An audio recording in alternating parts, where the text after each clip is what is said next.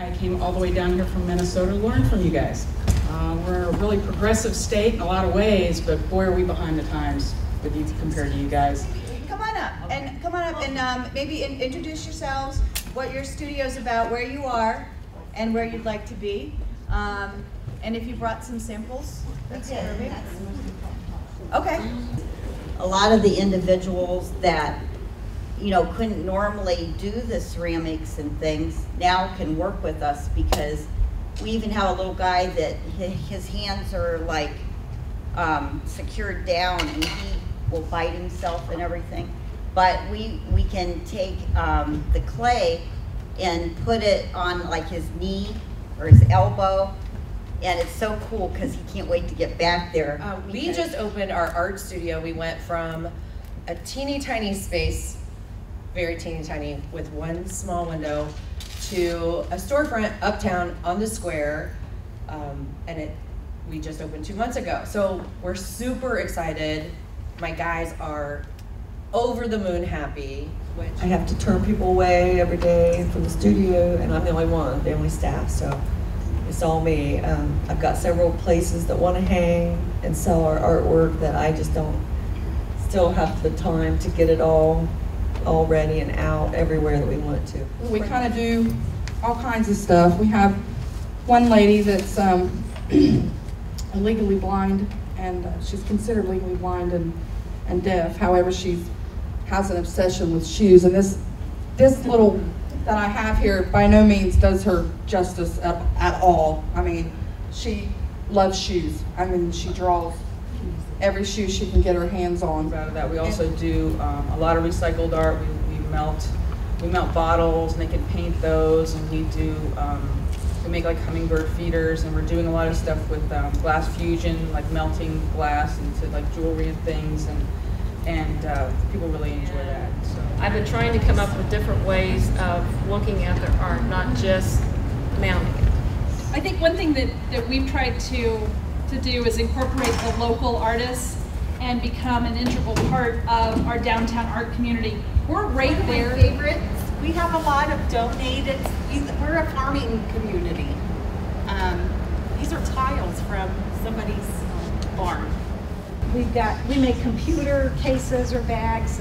We've got coupon holders back in the studio, and we're making cross-body bags now for maybe the younger girls. Products are, there's no problem getting products, believe me, that's nothing. The thing is investigating the art and what is unique about your individuals and the fabulous quality that's going to come of that. But if you do the product first, it's like, well, we got to make money first before we do the art. You are just going to be scratching at it. It'll be so tedious. But if you lead with the art, it'll be excitement, it'll be new every day, you'll get the attention of your community, and then the other will happen. And the difference here is, there is the thing about keeping people busy, but that's not the intention. The intention is making fabulous art, and it is art first.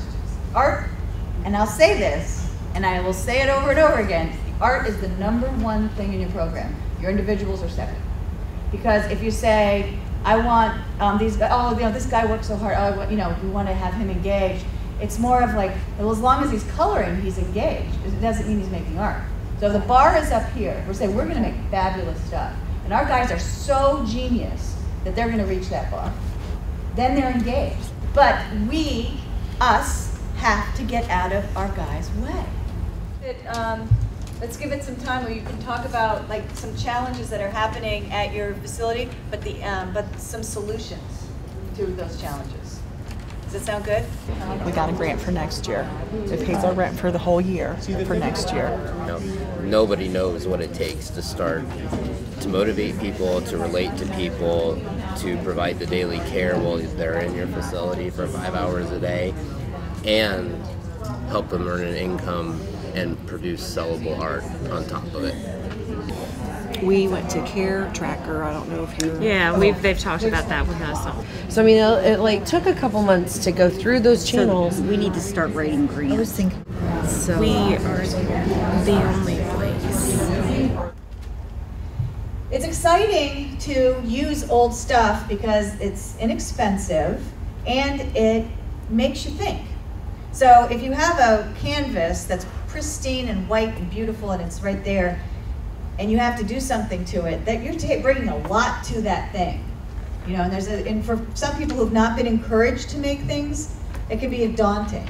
And people could do whatever they wanted on that suitcase, right? So there's beautiful colors, paint pens, China markers. So I also want to relieve you of the responsibility. It's like, this week we're doing weaving, and we have to come up with something new next week. You don't. If you're studying art, you can study the same thing, and it keeps getting bigger and bigger and bigger. Does that make sense? Copyright protection is simple. If you have someone in your studio or program who creates an original work, they own it. They own it forever. They don't need to register a copyright with anybody. They don't need to put the little copyright symbol next to it like I've done with this presentation. They own it. The copyright law protects all original works. If you register a work with the federal government, all that does is give you the ability to collect more in damages if somebody infringes your work, because it's sort of like a central registry. You should have known because I registered the darn thing and you stole it anyway. So the law provides for additional economic damages should the owner sue somebody who has misappropriated the original work. This is where it gets a little dicey, you know, and how do you pay people? You know, how do you determine who had what input into each of the pieces, right? You know, I don't know if I have a really good answer to that. All I know is you need to keep track of who's had, you can, if you're going to assign a percentage of time to it, and some of you I think are trying to say, well, you know, John worked on this piece for 2 hours, so he gets 10%. Somebody else worked on it for 6 hours, and they get, you know, they get 30%. You know, I don't know how you do that. You know, because everybody's working at their own pace, and it's a creative process. You know, I'm in favor of dividing it equally amongst the people that worked on the piece and not trying to determine how much time somebody worked on it. You can determine as the studio, you get to decide the price ultimately, okay? And then you just come up with the 60-40. I like the 60-40, 80-20 was very generous for the art.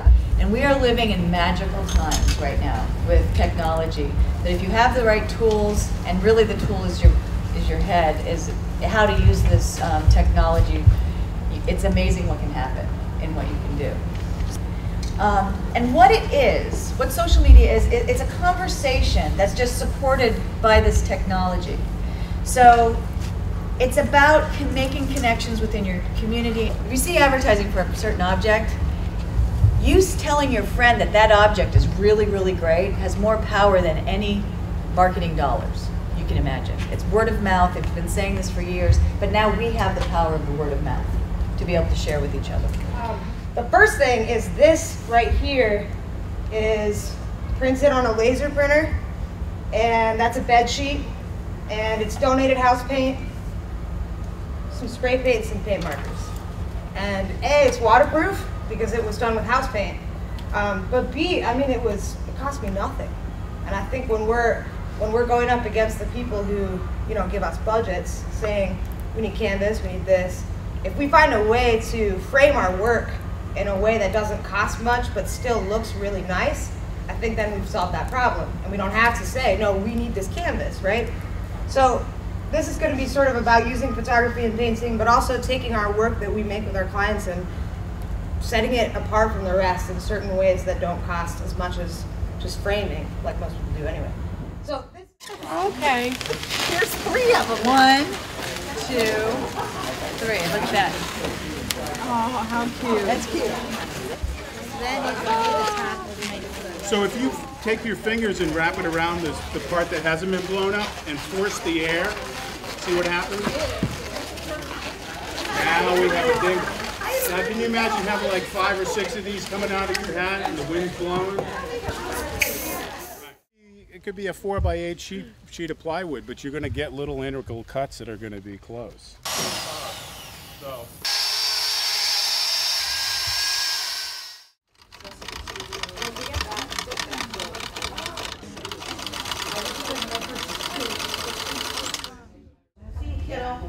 There were so many nice people here, and a lot of information, and yeah, a lot of useful information. That's right. We had a great time. Learned a lot. This has been a lot of fun. It has been a ton of fun, problem solving, getting answers to questions that we have, and helping our other people, our fellow art studio coordinators. Oh, I thought it was great. It was wonderful, educational, hilarious, funny, fun. Yeah, fun. Yeah. I thought it was well worth every moment of it. It's just been one of the best seminars that I've been to in a long time, and I feel so inspired walking out of here. I'm not kidding. I usually, the little notepads, I usually doodle on them. I have 2. I grabbed somebody else. I have 2 filled up. Of notes, yes. Oh, good. Not No, not doodles. Not doodles, oh, no. Okay. So, Awesome. It was awesome. It was a great opportunity. It was absolutely worth flying down here from Minnesota to take this in. I'm hoping I can take it back and get this going in my state. Like in our county.